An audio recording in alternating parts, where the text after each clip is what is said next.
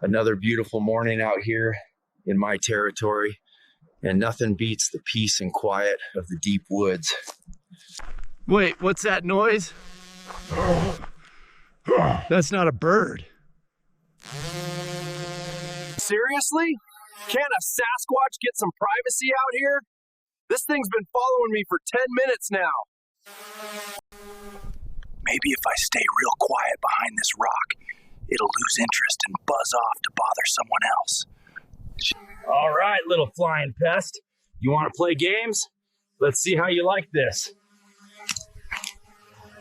Ha! That's what you get for invading my personal space.